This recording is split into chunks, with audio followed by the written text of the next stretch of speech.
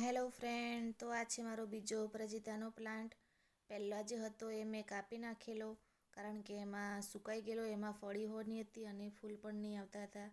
આને મેં રાખી મૂકેલો કેમ કે એમાં ફળી બની ગયેલી, તો મારે એને ફરીવાર ઉગાડવા માટે ફળી જોઈએ, કારણ કે એમાં બીજ આવી ગયા હતા. તો આ મસ્ત પાકી એવું થઈ ગયું છે અપરાજિતાનું બીજ. તો હવે હું એને સેવ કરી રાખીશ, સાચવી રાખીશ અને ફરીવાર ઉગાડવા માટે.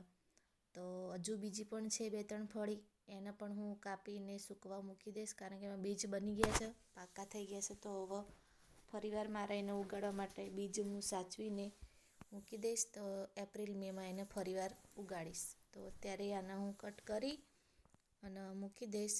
જેમ કે હજુ આમાં પણ તમે પાણી નાખશો અને ખાતર થોડું નાખી દેવાનું. છાણિયું ખાતર હોય તો પણ ચાલે, વર્મી કમ્પોસ્ટ હોય તો પણ ચાલે, નાખીને મૂકી દેવાનું તડકામાં. તો એનો ફરીવાર આમાંથી ફરીવાર ગ્રોથ પણ થશે. જો તમારે સાચવવાનો હોય તો. મારે તો એને સાચવવાનો છે, કારણ કે મારો આ પાસે આ એક જ છે અપરાજિતાનો પ્લાન્ટ. પહેલો જે હતો તે મેં કાઢી નાખેલો, આ એક છે તો એને હું રાખીશ. આવી રીતે જુઓ.